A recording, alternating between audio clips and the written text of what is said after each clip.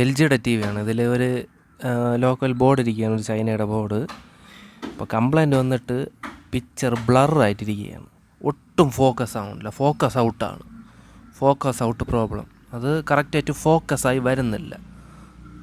അപ്പോൾ അതാണ് ഇതിൻ്റെ പ്രശ്നം, നല്ല ബ്ലറായിട്ടിരിക്കുകയാണ്. അപ്പോൾ ഞാൻ ഇവിടെ ഫോക്കസ് അഡ്ജസ്റ്റ് ചെയ്യുമ്പോൾ കണ്ടില്ല, റീട്രേസ് ലൈനും കയറി വരുന്നുണ്ട് ഇടയ്ക്ക്. ഓക്കെ, ഫോക്കസ് അഡ്ജസ്റ്റ് ചെയ്യുമ്പോൾ റീട്രേസ് ലൈനും വരുന്നുണ്ട്.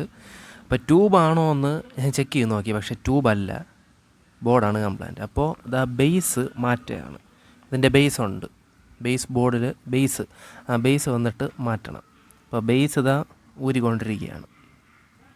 പിന്നെ വീഡിയോ കാണുന്നവർ എൻ്റെ ഈ ചാനൽ വീഡിയോ ഇഷ്ടപ്പെട്ടാൽ ചാനൽ സബ്സ്ക്രൈബ് ചെയ്യാനും പിന്നെ തൊട്ടടുത്തുള്ള ബെല്ലൈക്കൺ ഓൺ ചെയ്ത് വയ്ക്കാനും മറക്കല്ലേ. പിന്നെ ചാനലിൽ കുറച്ച് വീഡിയോസും കൂടെ ഉണ്ട്, അതും കയറി സമയമുണ്ടെങ്കിൽ കാണുക.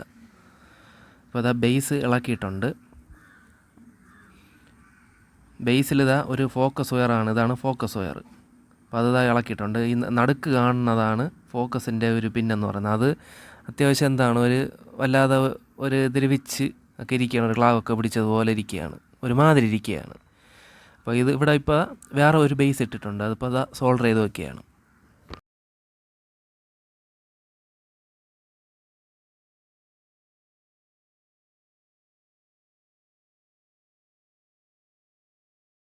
ഇപ്പോൾ ബേസ് കറക്റ്റായിട്ട് സോൾഡർ ചെയ്ത് വെച്ചിട്ടുണ്ട്. പിന്നെ ഇതാ ഇവിടെ ഒരു കപ്പാസിറ്റർ ഉണ്ട്, അത് ഡാമേജായി നിൽക്കുകയാണ്.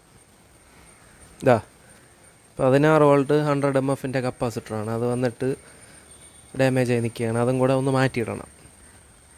സെയിം വാല്യൂ ഉള്ളൊരു കപ്പാസിറ്ററും ഇതായിടെയാണ് അടുത്ത്. അപ്പോൾ വേറെ കുഴപ്പങ്ങളൊന്നുമല്ല. ഒന്നുകിൽ LOT അല്ലെങ്കിൽ ട്യൂബ് അല്ലെങ്കിൽ ബേസിൻ്റെ, കാരണം ഇത്രയും ഇതിനകത്താണ്, അതുകൊണ്ട് ഇങ്ങനത്തെ ഒരു ഫോക്കസ് ഔട്ട് പ്രശ്നം വരത്തുള്ളൂ, അല്ലാതെ വേറെ ഒരു സീനും ഉണ്ടാകത്തില്ല. ഇതിപ്പോൾ ബേസ് മാറ്റി ഇതാ ഓൺ ചെയ്തിട്ടുണ്ട്, ഇപ്പോൾ കണ്ടില്ലേ, ഇതാ കറക്റ്റായിട്ട് നല്ല ഫോക്കസ് വന്നിട്ടുണ്ട് ടി വിയിൽ. അപ്പോൾ നല്ല വെയിലടിക്കണം, അതുകൊണ്ടാണ് ഇങ്ങനെ കിടന്ന് വെട്ടിക്കൊണ്ടിരിക്കുന്നത് ക്യാമറയിൽ.